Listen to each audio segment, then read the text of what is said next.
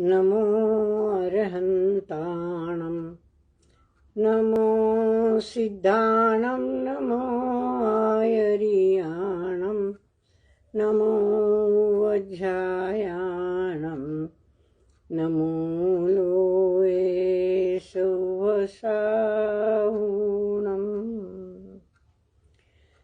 मोक्षमार्गस्य नेतारं भेतारं कर्मभूभृतां ज्ञातारं विश्वतत्त्वानां वन्दे तद्गुणलब्धये। त्रैकाल्यं द्रव्यषट्कं नवपदसहितं जीवषट्कायलेशा पञ्चान्ने चास्तिकाया व्रतसमितिगति ज्ञानचारित्रभेदा। इत्येतन्मोक्षमूलं त्रिभुवनमयिते प्रोक्तमर्हद्भिरीशे। प्रत्येति श्रद्धदाति स्पृशति च मतिमान् यः स वै शुद्धदृष्टि। सिद्धे जयपसिद्धे च विहाराहणा फलं पत्ते वन्दितारहन्ते वोत्सम् आराहणाकमसो। उज्जवणं निवहणं साहणं च नित्थरणं दंसणाणचरिततवाण माराहणाभणिया। ओंकारं बिन्दुसंयुक्तं नित्यं ध्यायन्ति योगिनः कामदं मोक्षदं चैव ओंकाराय नमो नमः। अविरलशब्दघनौघ प्रक्षालित सकलभूतलमलकलङ्का मुनिभिरुपासित तीर्था सरस्वती हरतु नो दूरितान्। अज्ञानतिमिरान्धानां ज्ञानाञ्जनशलाकया चक्षुरुन्मीलितं येन तस्मै श्रीगुरवे नमः। श्रीपरमगुरवे नमः। परम्पराचार्यगुरवे नमः। सकलकलुषविध्वंसकं श्रेयसां परिवर्धकं धर्मसम्बन्धकं भव्यजीवमनप्रतिबोधकारकमिदं शास्त्रं श्रीमुकमाटी नामधेय। अस्य मूलग्रन्थकर्तारः श्रीसर्वज्ञदेवा तदुत्तरग्रन्थकर्तारः श्रीगणधरदेवा प्रतिगणधरदेवा स्तेषां वचोऽनुसारमासाद्य आचार्यविद्यासागरजी ग्रन्थमिदं मङ्गलं भूयात्। मङ्गलं भगवान् वीरो मङ्गलं गौतमो गणी मङ्गलं कुन्दकुन्दाद्यो जैनधर्मोऽस्तु मङ्गलं। सर्वमङ्गलमाङ्गल्यं सर्वकल्याणकारकं प्रधानं सर्वधर्माणां जैनं जयतु शासनं। जैनं जयतु शासनं। जैनं जयतु शासनम्। परम पूज्य आचार्य गुरुवर के चरणों में त्रिवार नमोस्तु नमोस्तु नमोस्तु। सभी गुरुवरों के चरणों में नमोस्तु नमोस्तु नमोस्तु। साधर्मी बहनों और भाइयों, सस्नेह जय जिनेन्द्र। आज हम मूकमाटी का चौथा खंड आरंभ करने जा रहे हैं। उसके पहले थोड़ा सा पूर्वावलोकन। अब धरती पर जो संकट आया था, सागर ने बादलों को भेजा, राहु को भेजा, धरती पर प्रलय लाना चाहा, सभी भयभीत थे। वह सारे संकट पवन के प्रताप से कहिए, पवन के परिश्रम से कहिए, उड़ गए, निकल गए और बादलों को सागर में पवन ने फेंक दिया। अब सूरज निकला, सभी आनंदित हो गए, जिधर उधर खुशियां फैल गई और एक जीवन भर गया सारी धरती पर। और सभी इस खुशी में एक प्रकार से नहा रहे थे। यहाँ तक हमने पिछले खंड में, तीसरे खंड के अंत में देखा है। और तीसरे खंड का जो शीर्षक था, पाप का प्रक्षालन और पुण्य का अर्जन, एक तरह से। तो पाप जिसने किया, जैसे जिस प्रकार से किया, वह पाप खत्म हो गया और पुण्य का उदय सा आ गया और सब कुछ ठीक अब धरती पर जीवन चलने लगा है। शिल्पकार ने क्या कहा, गुलाब के फूल ने क्या कहा, कुंभ ने क्या कहा, आदि सारी बातें देखते देखते हमने तीसरा खंड पूरा कर लिया। अब चौथे खंड की ओर मुड़ते हैं। चौथे खंड का शीर्षक है अग्नि की परीक्षा, चांदी सी राख। अग्नि की परीक्षा कौन लेता है, किसने ली परीक्षा, किसकी ली, कब ली, कैसे ली, किस कारण ली, और यह राख किसकी हुई, क्यों हुई, कैसे हुई, इसका विस्तार से वर्णन इस चौथे खंड में आएगा। चौथा खंड तीसरे खंड की अपेक्षा कुछ अधिक लंबा है, परंतु आचार्य श्री के भावनाओं का एक उन्मेष यहाँ हमें देखने को मिलेगा। एक साधक के रूप में एक साधु आचार्य क्या सोचते हैं, क्या विचार करते हैं और किस प्रकार अपने साधना पथ की ओर बढ़ते हैं, इसका शनै शनै इस खंड में हमें दर्शन निश्चित रूप से होने वाला है। हम आरंभ करते हैं। किसकी परीक्षा, अग्नि की क्यों परीक्षा, फिर राख किसकी हुई, आदि सब खुलता जाएगा। अभी से उसकी चर्चा हम नहीं करेंगे। चलिए अपना पृष्ठ खोलते हैं। पृष्ठ क्रमांक है 269। इधर धरती का दिल दहल उठा, हिल उठा है, अधर धरती के कांप उठे हैं, धृति नाम की वस्तु वह दिखती नहीं कहीं।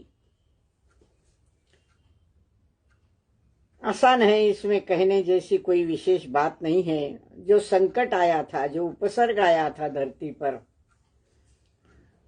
तो धरती का दिल दहल उठा था, घबरा गई थी संकट से, उपसर्गों से, और उसके ओंठ कांप उठे थे।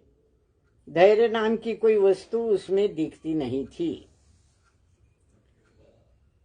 कथा आगे आरंभ होती है। चाहे रति की हो या यति की, किसी की भी मति काम नहीं करती। धरती की ऊपरील उर्वरता, फलवती शक्ति बह जाएगी, पता नहीं वह कहाँ वह जाएगी। प्रायः यही सुना है कि नभचरों से भूचरों को उपहार कम मिला करता है, प्रहार मिला करता है प्रभुत्व।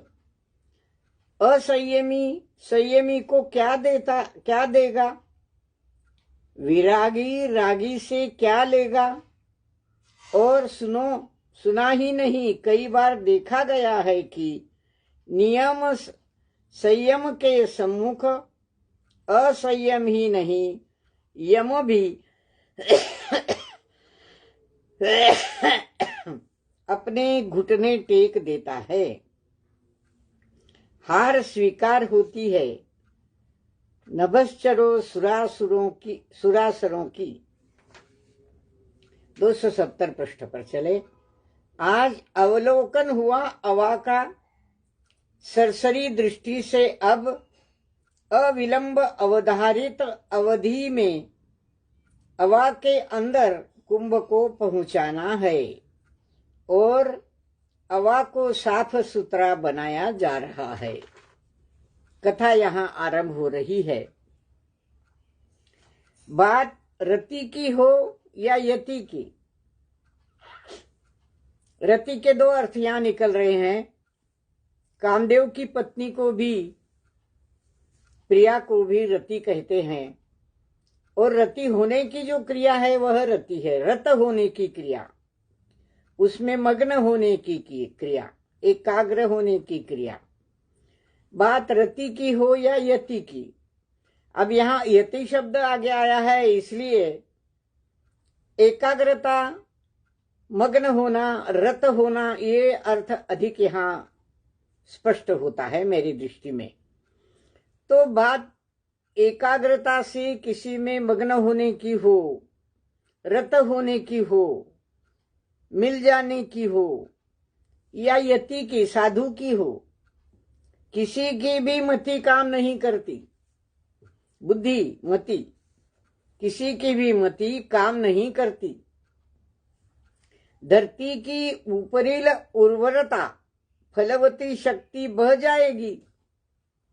अगर बहुत प्रलय आएगा तो सारी धरती धुल जाएगी। उसकी उर्वरता शक्ति, फसल देने की शक्ति, उर्वर होने की शक्ति, सारे खेत बह जाएंगे, सारी फसलें बह जाएंगी, पता नहीं कहाँ जाएंगे। इतना प्रलय होगा कि सब कुछ बह जाएगा और धरती की दशा बहुत कठिन हो जाएगी। पता नहीं वो कहाँ बह जाएगी। प्रायः यही सुना है कि, किसने सुना है? आचार्य ने सुना है। क्या सुना है? नभचरों से भूचरों को उपहार कब मिला करता है? नभचर, नभ में चरने वाले, विचरण करने वाले, आकाश में विचरण करने वाले पक्षियों को भी नभचर कहते हैं और बादलों को भी नभचर कहते हैं।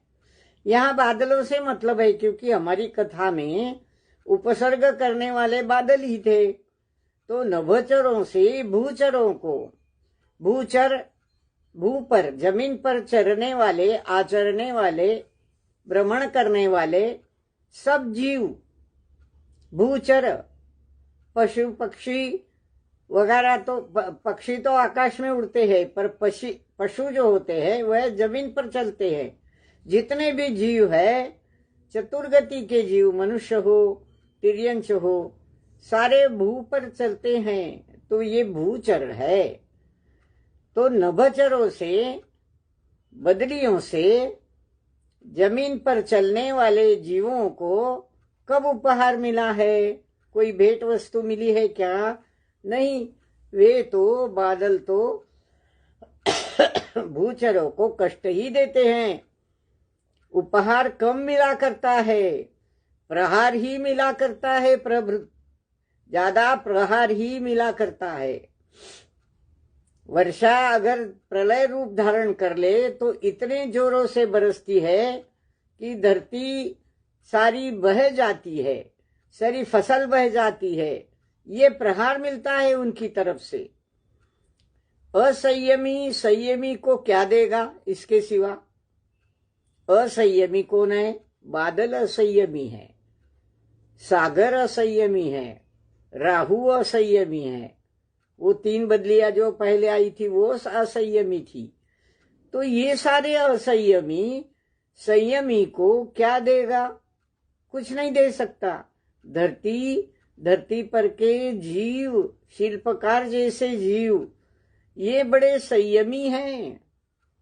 सारे जीव संयमी हैं। तो ये असंयमी धरती को, धरती पर जीने वाले जीवों को क्या देने वाले हैं? उपसर्ग के अलावा वे और क्या देंगे? कुछ दे ही नहीं सकते। अरे भाई, विरागी रागी से क्या लेगा? जो विरागी है स्वयं, वह रागी से क्या लेगा?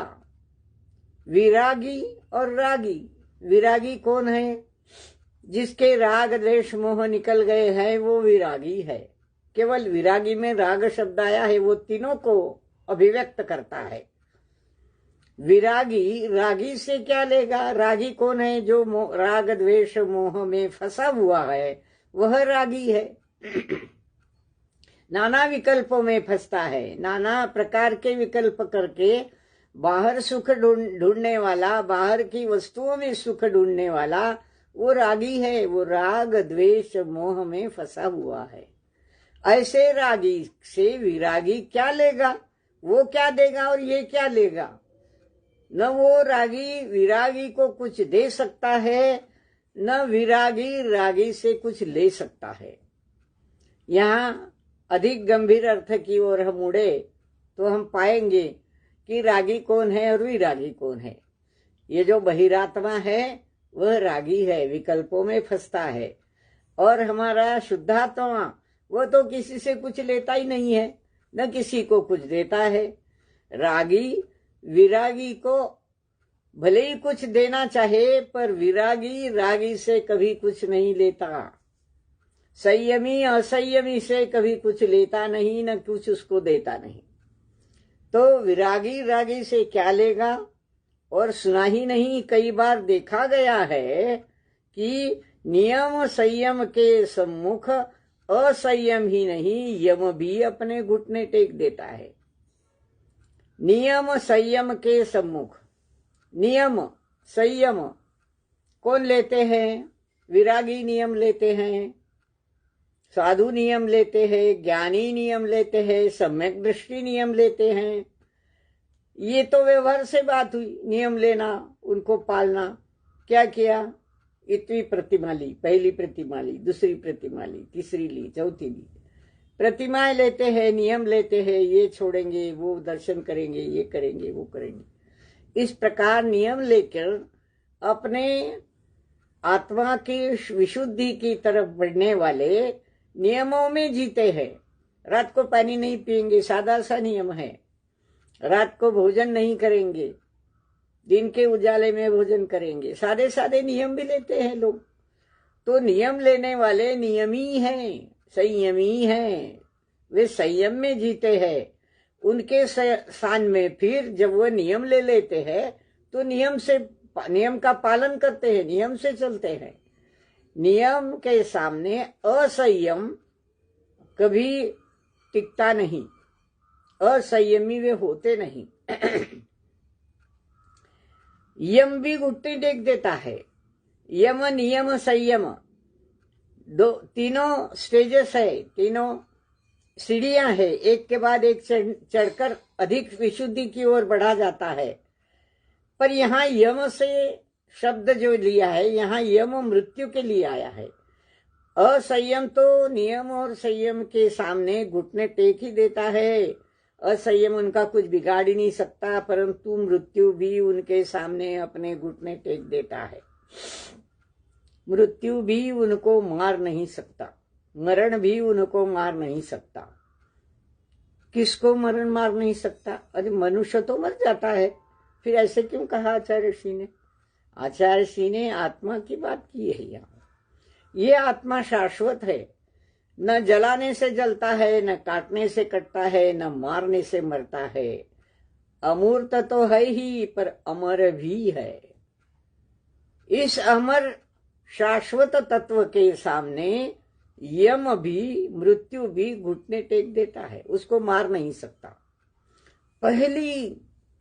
पहले अध्याय में, पहले ही कुछ 4-6-10 पंक्तियों में, उस नदी के किनारे मिट्टी ने जब धरती माँ से पूछा था कि माँ कुछ राह दिखाओ, इस जीवन से मैं ऊब चुकी हूं, अब इससे मैं निकलना चाहती हूं, तो इस जीवन की तीसरी कब होगी माँ? तो माँ, धरती माँ उसे कहती है, वह सत्ता शाश्वत होती है बेटा, उसका विश्वास कर, उसको कभी मत भूल। कौन सी सत्ता शाश्वत होती है? उसी शाश्वत सत्ता की सारी बात, सारी यात्रा, सारी शाश्वत सत्ता तक पहुंचने की यात्रा इस मूक माटी में की गई है। वह 4-6 पंक्तियां बहुत ही असरदार थी, जिसका धीरे धीरे धीरे आचार्य ऋषि ने एक एक पट खोला है। यहां भी देखो, वह शाश्वत सत्ता की बात आ गई। कि यम नियम के सम्मुख असंयम तो ये टिकता ही नहीं, पर मृत्यु भी अपने घुटने टेक देता है, मृत्यु भी उसे मार नहीं सकता। वो शाश्वत सत्ता, वो निज ध्रुव शुद्धात्मा, वो जीव की सत्ता, वो आत्मा की सत्ता, विशुद्ध आत्मा की सत्ता, उसके सामने यम की भी कुछ चलती नहीं। शरीर तो भले ही मर जाए, जला दिया जाए, पर इस शाश्वत सत्ता को कोई जला नहीं सकता, मार नहीं सकता, मरण नहीं दे सकता। वह अमर है। यम की हार होती है, यम हार स्वीकार लेता है। नभचरों और सुरासुरों को नभचरों को और सुरासुरों को, नभचर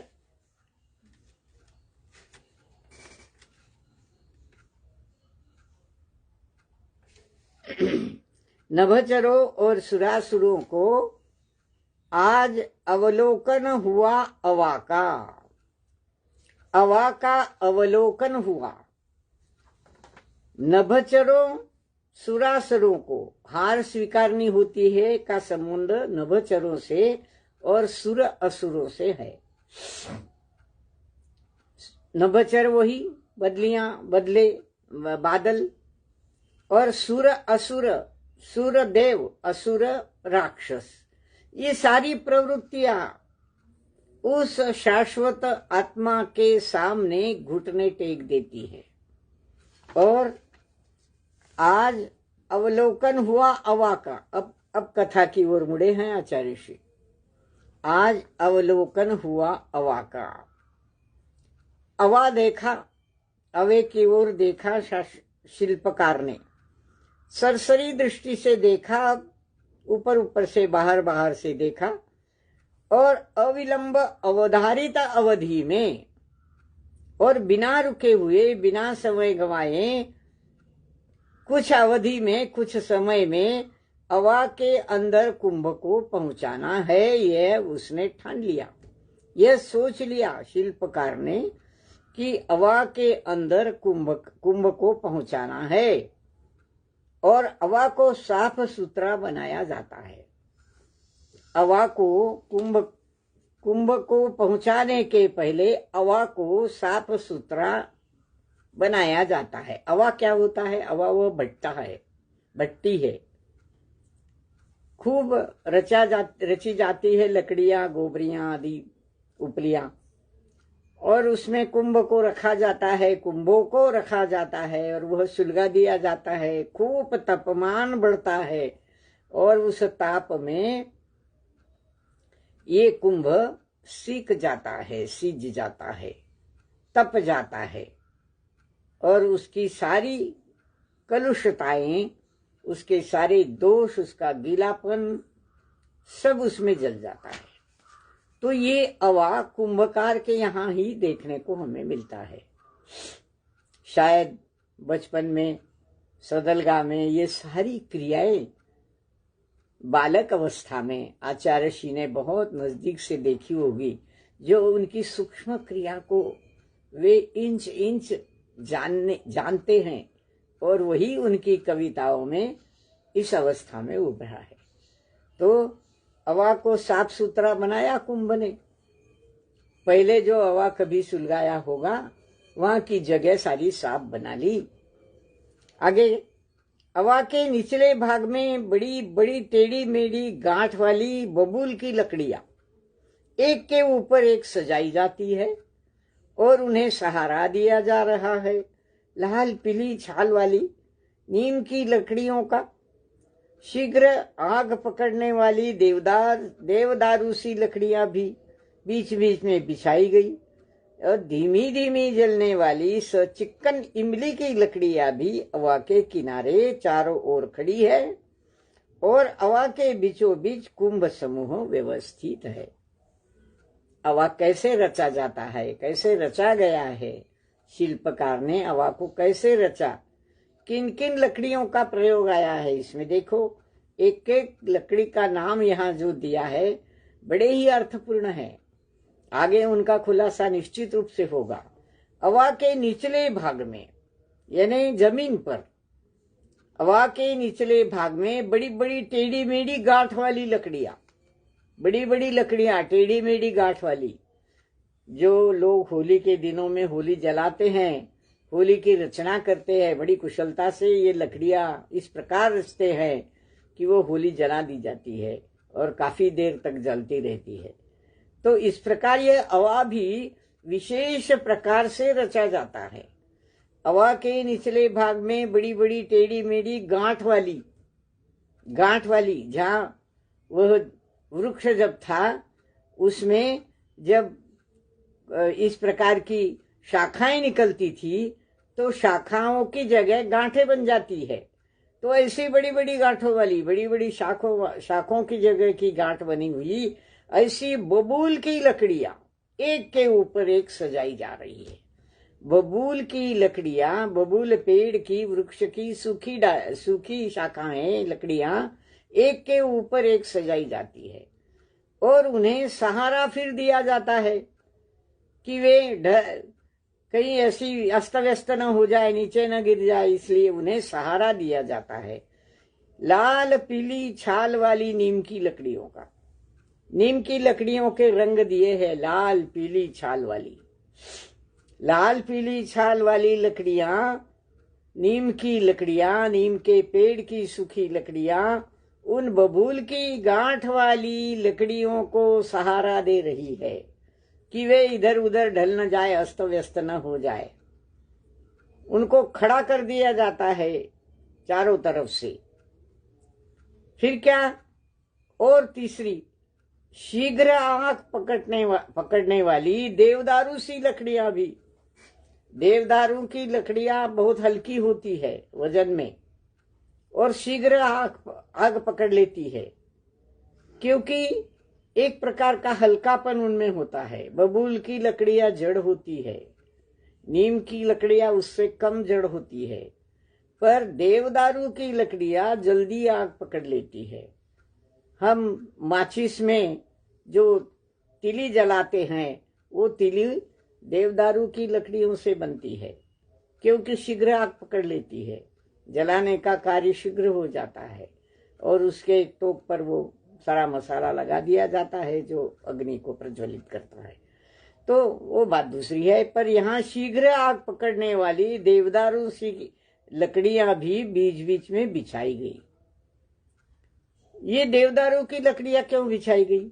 शीघ्र आग पकड़ने वाली है इसलिए, क्योंकि वो जब आग पकड़ेगी तो बाकी लकड़ियां भी उसके सन्मुख या उसके पड़ोस में, उसके बगल में आग पकड़ लेगी और आवाज जल्दी आग पकड़ेगा।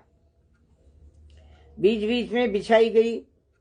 फिर धीमी धीमी जलने वाली सच्चिकन इमली की लकड़ियां भी आवा के किनारे चारों ओर से खड़ी कर दी गई। इमली के पेड़ की लकड़ियां कैसी होती है? सच्चिकन, चिकनी होती है, पर वह धीरे धीरे जलती है। सच्चिकन होती है पर धीरे धीरे जलती है। जल्दी आग पकड़ने वाली लकड़ी के साथ उन्हें भी चारों तरफ से, आवा के चारों तरफ से खड़ा कर दिया जाता है। आवा के किनारे चारों ओर खड़ी है और आवा के बीचों बीच कुंभ समूह व्यवस्थित कर दिया गया है। कुंभ समूह व्यवस्थित कर दिया गया है। आवा के बीचों बीच चारों तरफ से आग जलेगी और बीच में सारे कुंभ रच दिए जाएंगे। सब लकड़ियों की ओर से अवरुद्ध कंठ हो बबूल की लकड़ी अपनी अंतिम अंतर्वेदना कुंभकार को दिखाती है। बबूल की लकड़ी अब बोलने लगी, अपनी अंतर्वेदना कुंभकार को दिखाने लगी। सब लकड़ियों की प्रतिनिधि के रूप में अवरुद्ध कंठ, गला भराया है उसका, कुछ बोलने में दर्द महसूस हो रहा है और अपनी अंतर्वेदना, मन की वेदना वह कुंभकार को सुनाना चाहती है। कैसी मुद्रा है उसकी देखिए 271 पृष्ठ पर। उसकी शोकाकुल मुद्रा कुछ कहने का साहस करती है। जन्म से ही हमारी प्रकृति कड़ी है, जन्म से ही हमारी प्रकृति कड़ी है। हम लकड़ी जो रही लगभग धरती को जा छू रही है, हमारी पाप की पालड़ी भारी हो रही है। वह एक साहस से अपनी बात, अपनी अंतर्वेदना, अपनी मन की वेदना कुंभकार को सुना रही है। कैसी सुना रही? शोकाकुल मुद्रा में। दर्द से जब मन भर जाता है तो मुद्रा भी शोकाकुल हो जाती है। कैसी है बबूल की लकड़ी? गांठ वाली है। इस गांठ शब्द को थोड़ा सा ध्यान में रखिए, वो उसका अर्थ हम थोड़ा सा आगे जाकर समझेंगे। तो ये गांठ वाली लकड़ियां, बबूल की लकड़ियां साहस करती है कहने का कि हम लकड़ी जो रही, लकड़ी, कड़ी लकड़ी, कड़ी बड़ी कठिन, लकड़ी बबूल की बड़ी कठिन होती है, लगभग धरती को जा छू रही है। जन्म से हमारी प्रकृति कड़ी है, लगभग धरती को जा छू रही है। हम लकड़ी जो रही धरती को जा कैसे छूती है? अगर बबूल का पेड़ आपने देखा होगा तो बबूल के पेड़ की शाखाएं जमीन को छूती है, ऐसी लटक जाती है, ऊपर की ओर नहीं जाती, ऐसी जमीन की तरफ धसती है या जमीन की तरफ मुड़ती है। तो हम लकड़ी जो रही, कड़ी गांठ वाली तो है ही, लगभग धरती को छू जा रही है। क्यों धरती को छूती है ये बबूल की लकड़ियां? गांठ वाली लकड़ियां धरती को क्यों छूती है? क्योंकि हमारी पाप की पालड़ी भारी हो रही है। पाप की पालड़ी भारी हो रही है। पाप भारी जब हो जाता है तो वह धरती को छूने लगता है, धरती के आगे नतमस्तक होने लगता है। धरती कौन है? धरती माता है। जिनवाणी माता को भी हमने धरती के रूप में देखा है। वह जिनवाणी की ओर वह झुकती है। जब पाप की पलड़ी बहुत भारी हो जाती है और पाप के होने से, भारी होने से जब तरह तरह की वेदनाओं को, दुखों को सहना पड़ता है, तब भगवान की याद आती है। तब वह भगवान के चरणों में नतमस्तक हो जाता है। संयमी के चरणों में, त्यागी के, यति के चरणों में नतमस्तक हो जाता है। हम लकड़ी जो रही, गांठें जो होती है ना, जल्दी पिघलती नहीं है, जल्दी टूटती भी नहीं है। जो लकड़हारा होता है या लकड़ तोड़ा होता है, जो लकड़ी को चीनी हथौड़ी के घाव से तोड़ता है, और गांठों को तोड़ते तोड़ते थक जाता है, पर गांठें हैं कि जल्दी नहीं टूटती, बड़ा मुश्किल होता है। इसलिए कि ये जो गांठें हैं, ग्रंथियां हैं हमारे मन में। कौन सी ग्रंथियां हैं ये सारी राग द्वेष मोह की ग्रंथियां हैं। चारों कषायों, उन कषायों के कारण होने वाले जो कुछ विभाव परिणाम है, विकल्प है, वे सारे कषाय, राग द्वेष मोह, ये सारे कर्म, ये सारे पुद्गल कर्म हमें पाप की गठरी के बोझ हमारे सिर पर लाद देते हैं, और उस पाप के बोझ से उसकी पलड़ी जब भारी हो जाती है तो भगवान के सामने, गुरुओं के सामने, शास्त्र के सामने नतमस्तक होता है यह जीव। तो ये कड़ा जीव जिसमें गांठें भरी होती है, ग्रंथियां भरी होती है, वह अत्यंत दुखी है। और वह दुख को हटाने के लिए, कर्म कलंक को हटाने के लिए वह नतमस्तक होता है धरती की ओर, जिनवाणी की ओर। आगे चलते हैं। हमसे बहुत दूर पीछे पुण्य की परिधि बिछुड़ी है, क्षेत्र की ही नहीं काल की भी दूरी हो गई है। पुण्य और इस पतित जीवन के बीच में कभी कभी हम बनाई जाती कड़ी से और कड़ी छड़ी। अपराधियों की पिटाई के लिए प्रायः अपराधी जन बच जाते, निरपराध ही पिट जाते, और उन्हें पीटते पीटते टूटती हम। इसे हम गणतंत्र कैसे कहे? यह तो शुद्ध धनतंत्र है या मनमाना तंत्र है। बात कहां से कहां पहुंचा दी आचार्य श्री ने। ये बबूल की जो लकड़ी की छड़ी बनती है ना, उसकी बात है ये। बबूल की लकड़ी कहती है, पुण्य की परिधि तो हमसे बिछुड़ी गई है, बहुत दूर परिधि, एक वर्तुल, उस वर्तुल का जो अंतिम छोर है परिधि, वह परिधि, पुण्य की परिधि तो हमसे बहुत दूर। क्षेत्र की दूरी तो है ही, काल की भी दूरी। कितने समय बीत गए, कितने भव बीत गए, पर कोई पुण्य हमसे नहीं हुआ।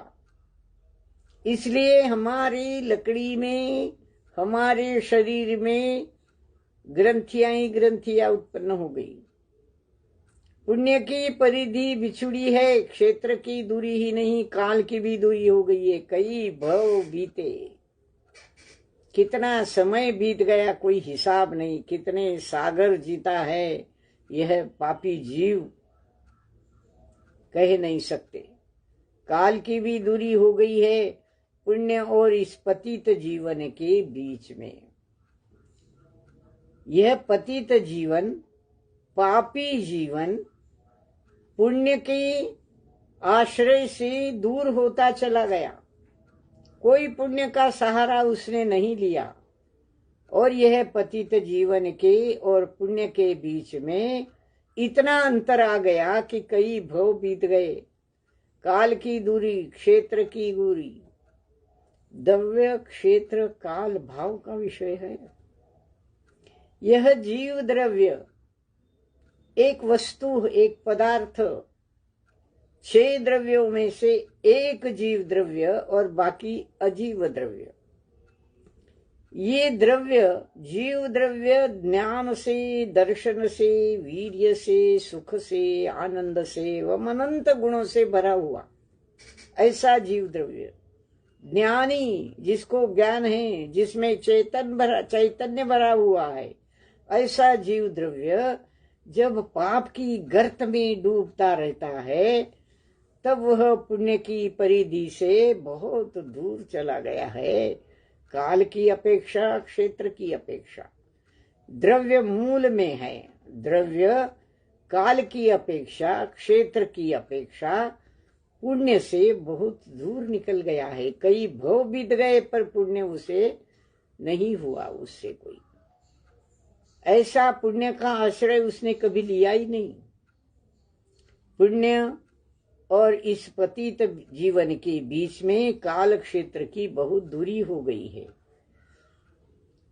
कभी कभी हम बनाई जाती है छड़ी, कड़ी से कड़ी और कड़ी छड़ी, कठिन से कठिन लकड़ी और उसकी कड़ी छड़ी बनाई जाती है। जो छोटी शाखा होती है बहुत कड़ी से, वह भी कड़ी होती है, उसकी एक छड़ी बनाई जाती है। अब बबूल की ही छड़ी क्यों बनाई जाती है? बड़ी कड़क होती है वह। किसके लिए बनाई जाती है? अपराधियों को पीटने के लिए। प्रायः जो सच्चे अपराधी वो तो बच जाते हैं और निरपराधी पीटे जाते हैं कदाचित। तो उन्हें पीटते पीटते टूटती हैं हम छड़ियां। ये कैसा गणतंत्र है? अपराधियों को पीटने के बजाय निरपराधियों को ही पीटता है। अब ये अपराधियों को पीटने के लिए बबूल की छड़ी ही क्यों काम में लाई जाती है? इसलिए कि वह कड़ी होती है, बड़ी जोर से लगती है, पिटाई में बड़ी जोर से लगती है। पुराने जमाने में स्कूल के अध्यापक लोग भी एक छड़ी रखते थे, बबूल की लकड़ी की, या कोई जमींदार साहूकार वसूली के लिए निकलते तो छड़ी से मारते पैसा नहीं देने वाले को, किसानों को। या अंग्रेजों के जमाने में जो अंग्रेज के विरोध की बात करता है उनको कैदी के रूप में पकड़ लेते थे और छड़ियों से पीटते थे। सारी बबूल की छड़ियां अपराधी के रूप में पीटती रहती हैं लोगों को। पीटते पीटते वे स्वयं टूट जाती है। पर कभी कभी तो ऐसा भी होता है कि अपराधी तो छूट जाते हैं और निरपराधी पकड़ लिए जाते हैं और उनको पीटे जाता है। कहते हैं बता कौन है अपराधी, अपराधी कौन है ये बताने के लिए निरपराधी को पीटा जाता है। तो इस प्रवृत्ति को, पीटने पिटाने की प्रवृत्ति को हम गणतंत्र कैसे कहे, लोकतंत्र कैसे कहे? यह तो मनमाना तंत्र है, शुद्ध धनतंत्र है। जो धनी होता है पैसे के पीछे पागल होता है, धन के पीछे पागल होता है। कोई जमींदार, कोई साहूकार, कोई अंग्रेज, सत्ता का लोभी, वह अपराधियों को पीटने की बजाय निरपराधियों को पीटता है और मनमाना तंत्र अवलंब करता है, उसका आश्रय लेता है। मनमाना, अपने मन में आए जैसा व्यवहार करता है।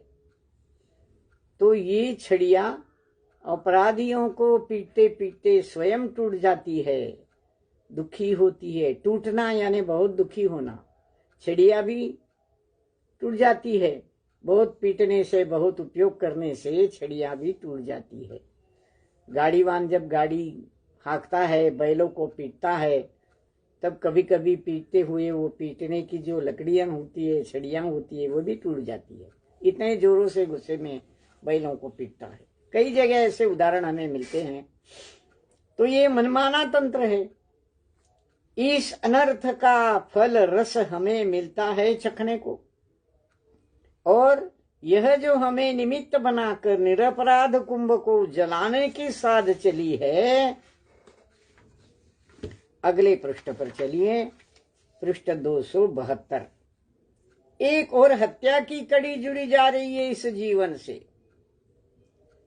अब कड़वी घूंट ली नहीं जाती, कंठ तक भर आई है पीड़ा। अब भीतर अवकाश ही नहीं है, चाहे विष की घूंट हो या पीयूष की। कुछ समय तक पीयूष का प्रभाव पड़ना भी नहीं है इस जीवन पर, जो विषाक्त माहौल में रहता हुआ विष सा बन गया है। बबूल की लकड़ी की ये वेदना है, वह अंतर्वेदना व्यक्त कर रही है कुंभकार के सामने कि ये जो मनमाने तंत्र का, अनर्थ का फल हमें, रस हमें चखना पड़ता है, हमें चखने को मिलता है, यह अनर्थ है हमारे प्रति भी, उस निरपराध जीव के प्रति भी, और वह हमारे निमित्त से बनता है। इसलिए निमित्त के रूप में भी हमें बहुत बुरा लग रहा है कि हम उसके दुख का, दर्द का निमित्त बने। निरपराध कुंभ को जलाने की साथ चली है, और आप कुंभकार, आप कुंभ शिल्पकार जी, आप कुंभों को जला रहे हैं और हमें बिछा दिया है आवे में, और हमारे निमित्त से वो कुंभ जलेगा। तो ये हमारे प्रति भी बड़े दुख की बात है, दर्द की बात है कि हम उसके जलने का निमित्त बने। कुंभ को जलाने के लिए हमारा उपयोग किया जा रहा है, हम उसके निमित्त बन रहे हैं। हमें निमित्त बनाकर निरपराध कुंभ को जलाने की साथ चल रही है आपकी। हे शिल्पी, हे कुंभकार, आप हमें जलाकर, हमें निमित्त बनाकर कुंभ को जला रहे हैं। बेचारा निरपराध कुंभ, बेचारा निरपराध कुंभ यहाँ हमारे निमित्त से जलेगा तो हमें दर्द होगा। ये तो हमारी अंतर्वेदना है। एक और हत्या की कड़ी इस जीवन से जुड़ गई। अगर ऐसा होगा, कुंभ को जलाया जाएगा इस हवा में हमारे निमित्त से, तो हमने और एक हत्या का पाप हमारे सिर लेना है। एक हत्या की और कड़ी हमारे जीवन से जुड़ जानी है। अपराधियों को पीटने की, हत्या करने की तो कई जीवन को मारने की तो हमें पाप लगाई है। पाप की, हमारी पाप की क्रिया उस पुण्य की परिधि से बहुत दूर निकल गई है, द्रव्य से, क्षेत्र से, काल से, भाव से। परंतु अब कुंभ को भी जलाने से और एक पाप का बोझ हमारे सिर पर लादा जा रहा है। अब ये कड़वी घूंट हमसे नहीं पी जाती, हमसे नहीं ली जाती। कंठ तक भर आई है पीड़ा, बहुत बुरा लग रहा है, बहुत दर्द हो रहा है। अब भीतर अवकाश ही नहीं है, हमारे भीतर, हमारे मन में कोई जगह ही बची नहीं है। इतना दर्द से भर गया है यह मन, यह चित्त, यह चेतना इतनी दर्द से भर गई है कि अब कोई और नया दर्द सहने की ताकत ही हम में नहीं रही। इतने दुख हमने झेले हैं और अब कुंभ को जलाने का और एक नया पाप हम करने जा रहे हैं या हमसे कराया जा रहा है, तो अब कोई जगह नहीं बची हमारे मन में, भीतर अवकाश ही नहीं है। चाहे विष की घूंट हो या पीयूष की, कुछ समय तक पीयूष का प्रभाव पड़ना भी नहीं है। इस अंतर्वेदना से हमारा मन भर आया है, तो ये घूंट जो हम, कड़वी घूंट जो पी रहे हैं वो विष की घूंट है। अगर किसी ने हमें अमृत की घूंट भी पिला दी तो भी उसका कोई प्रभाव पड़ने वाला नहीं है, कोई प्रभाव पड़ने वाला नहीं है, क्योंकि पहले ही इतना भर चुका है। तो ऊपर से उसको कितनी भी आप जीने की दवाई दिलाओ, पीयूष, अमृत, तो वह जीने वाला नहीं है, क्योंकि उसकी आयु कर्म खत्म, भर चुका है सारा, अब जगह नहीं है। अमृत भी उसका अब उसे जीवन दान देने वाला नहीं है। विष की घूंट हो या पीयूष की, पीयूष अमृत, कुछ समय तक पीयूष का प्रभाव पड़ना भी नहीं है इस जीवन पर, जो विषाक्त माहौल में रहता हुआ विष सा बन गया है। विषाक्त माहौल में रहकर यह बबूल का पेड़, यह बबूल की लकड़ी भी विषाक्त बन गई है, क्योंकि जिस वातावरण में रहते हैं उस वातावरण का प्रभाव तो होना ही है, होता ही है। संगत अच्छी हो तो अच्छा प्रभाव पड़ता है, पर संगत ही अगर विषाक्त है, बुरी है, व्यसनाधीन है, फंसी हुई है, तो प्रभाव तो बुरा ही पड़ेगा। इसलिए विषाक्त माहौल में रहता हुआ यह जीव, लकड़ी का जीव, बबूल की लकड़ी का जीव भी विष बन गया है, क्योंकि माहौल में वैसा ही प्रभाव उसके ऊपर भी पड़ा है और वह गले तक पड़ा हुआ है। इसका बड़ा दर्द हो रहा है। आशातीत विलंब के कारण अन्याय न्याय सा नहीं, न्याय अन्याय सा लगता ही है, और यही हुआ इस युग में इसके साथ। बबूल की लकड़ी की अंतर्वेदना बड़ी झंझोरने वाली है। आशातीत विलंब के कारण इस पाप की पलड़ी से हम बाहर निकलेंगे, इस आशा के विलंब के कारण, क्योंकि यह आशा फलदायी नहीं हो रही है, इसमें बहुत विलंब लग रहा है। इस आशातीत विलंब के कारण अन्याय न्याय सा नहीं, न्याय अन्याय सा लगता है। अन्याय न्याय सा नहीं लगता, पर न्याय अन्याय सा लगता है। कितनी गंभीर बात। यहां लकड़ी जलाई जा रही है किसके लिए?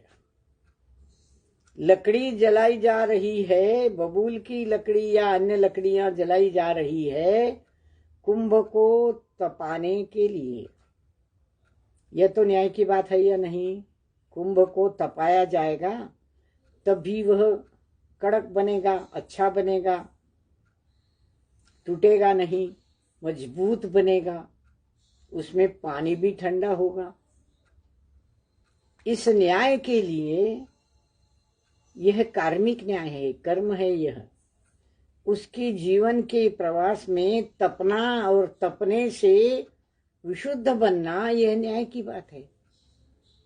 और उस न्याय की बात के लिए लकड़ी को जलाया जा रहा है, यह अन्याय की बात हो गई। तो अन्याय अब न्याय सा नहीं लगता। अगर कुंभकार तुम कहोगे कि यह न्याय है, उसे तपाना पड़ता है, तपने के लिए कुंभकार आवा जलाता है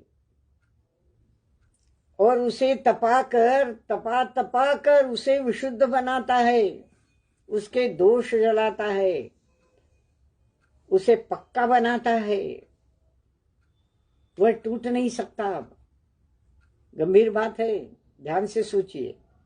वह अब टूटेगा नहीं, इसलिए उसे जलाया जाता है, तपाया जाता है। बड़ा सुंदर शब्द है अध्यात्म में, उसका प्रतपन होता है। तो उस तप के लिए उसे जलाना आवश्यक है, ये न्याय है। तप करने से जलने से तप किया जाता है, तो जलना बुरी बात है या अच्छी बात है? ये तो न्याय की बात है। तपना ही पड़ेगा, तप करना ही पड़ेगा। 6 प्रकार के तप बताए हैं। तत्वार्थ सूत्र से पढ़िए, सर्वार्थ सिद्धि से पढ़िए। 6 प्रकार के तप बताए हैं। तप में तप कर ही निखरा जाता है यह जीव। आवा में तप कर ही कुंभ का रूप निखरा जाएगा, यह न्याय की बात है। और उस न्याय के लिए हम पर अन्याय हो और हमें जलाया जाए, ये कहाँ की रीत है? या तो तुम्हारा न्याय भी अन्याय सा लगता है, तप तपाने का न्याय भी हमारे लिए अन्याय है। देखिए, हमेशा एक उदाहरण दिया जाता है। किसी को फोड़ा हो गया, डॉक्टर के पास गया, डॉक्टर ने गोलियां दी, ये दिया, वो फोड़ा कुछ ठीक नहीं हुआ, तो डॉक्टर कहता नहीं, अभी इसको काटना पड़ेगा। भाई, काटने से तो दर्द होगा, खून बहेगा, पर वो सहना पड़ेगा, क्योंकि काटने से ही सारा उसका पस, उसका मल निकल जाएगा और घाव ठीक हो सकता है। तो डॉक्टर का चाकू जो है, वह चाकू जब चलाया जाता है तो दोषों का निवारण करने के लिए चलाया जाता है, न कि दर्द देने के लिए।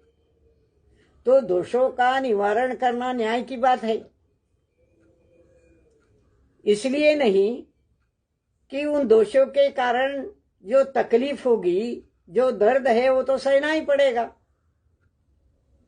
तो बबूल की लकड़ियों को लगता है कि जो न्याय की बात आप कर रहे हैं, उस न्याय करते हुए हम पर आप अन्याय कर रहे हैं, तो न्याय भी हमें अन्याय सा लग रहा है।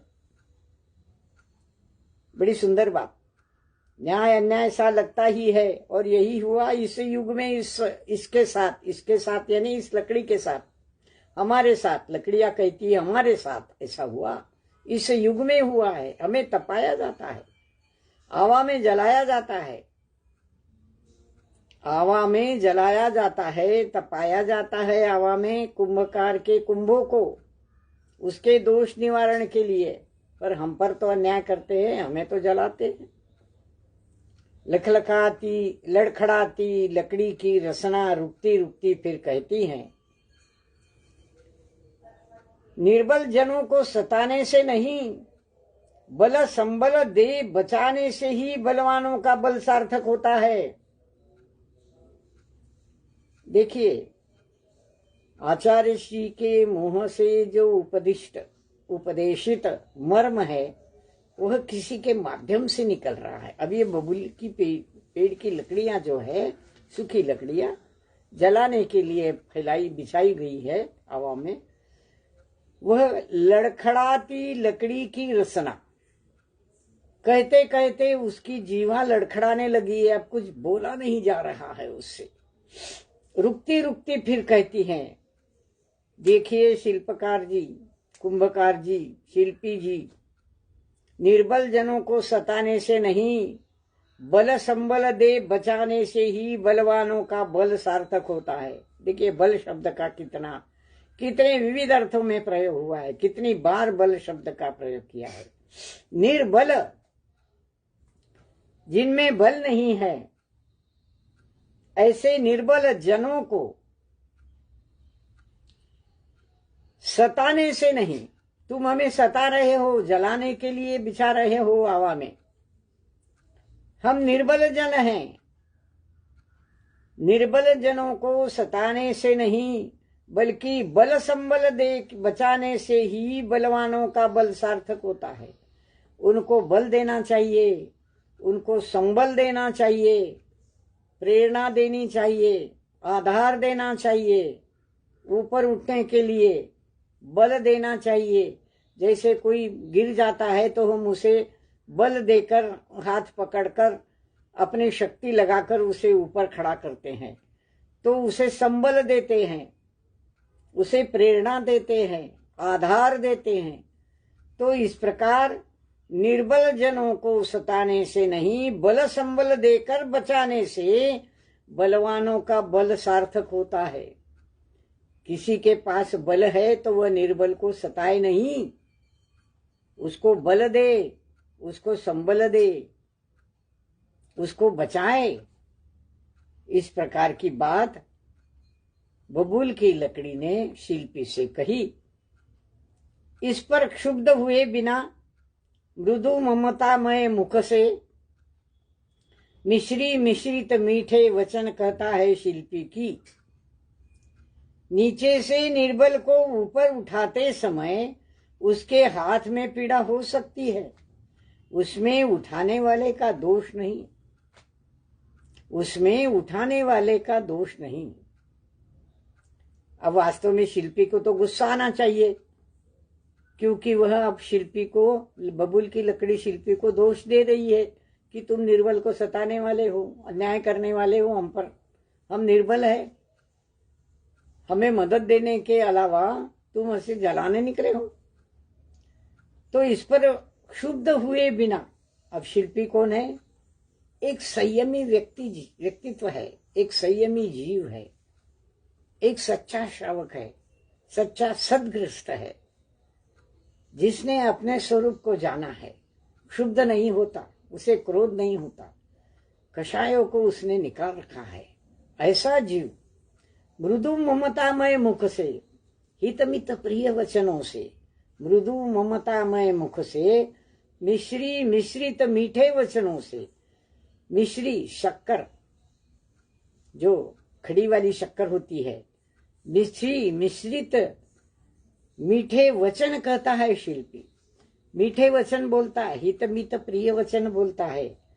बबूल की लकड़ी को समझाता है कि देखो, निर्बल को नीचे से ऊपर उठाते समय, जो गिरा हुआ है उसे ऊपर उठाते समय उसके हाथ को मजबूती से पकड़ना पड़ता है।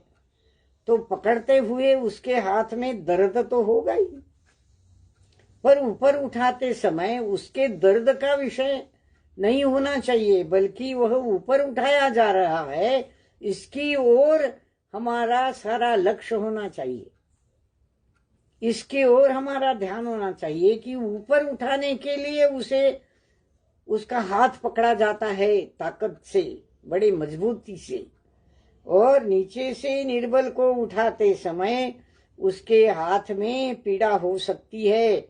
इसमें उठाने वाले का दोष नहीं है। तुम हमें दोष दे रही हो कि तुम निर्बल को सता रहे हो, तुम हमें जला रहे हो और एक पाप की गठरी हम पर लाद रहे हो। कुंभ को जलान कर, तपा कर पक्का बनाने के लिए तुम हमें जला रहे हो। तो निर्बल को ऊंचा उठाने में दोष नहीं है, क्योंकि उसको तो पीड़ा होनी है, क्योंकि मजबूती से उसके हाथ पकड़ने पड़ते हैं। इसलिए उसको दोष मत दो। आगे का परिच्छेद थोड़ा बड़ा है, हमारा समय भी आवाज दे रहा है, अतः हम यहाँ विराम लेंगे। अगले रविवार को फिर मिलेंगे। आचार्य गुरुवर के चरणों में त्रिवार नमोस्तु। उनके रत्नत्रय की, उनके स्वास्थ्य की, कुशलता की कामना। बहुत बड़ा गुरुजनों का संघ इकट्ठा हुआ है कुंडलपुर में।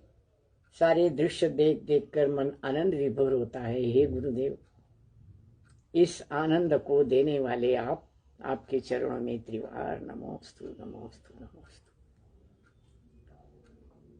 गुरुजनों के चरणों में भी त्रिवार नमोस्तु नमोस्तु नमोस्तु।